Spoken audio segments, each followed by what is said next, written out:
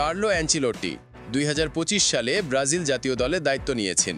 Club ফুটবলে তিনি সাফল্যের এক জীবন্ত কিংবদন্তি, আর এখন তিনি চাইছেন অভিজ্ঞতা ও তরুণ প্রতিভার মিশালে একটা শক্তিশালী দল গড়তে।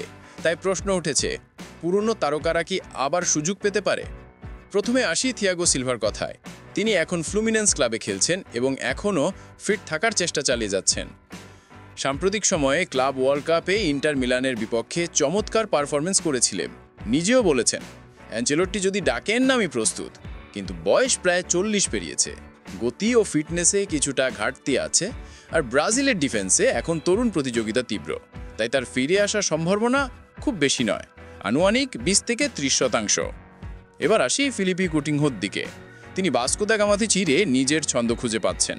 40টিরও বেশি ম্যাচে 11 গোল ও 4 অ্যাসিস্ট দিয়েছেন। মাঝে মাঝে পুরনো দিনের জাদু দেখা যাচ্ছে, কিন্তু ধারাবাহিকতা এখনও সমস্যা।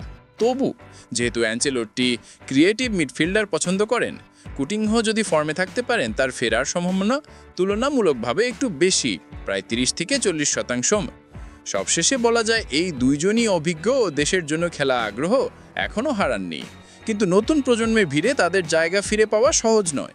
অ্যাঞ্চেলোত্তি যদি অভিজ্ঞতা ও মানসিক দুইতার গুরুত্ব দেন, তাহলে হয়তো আমরা আবারও দেখতে পারবো সিলভা আর কুটিনহোকে হলুদ সবুজ জার্সিতে।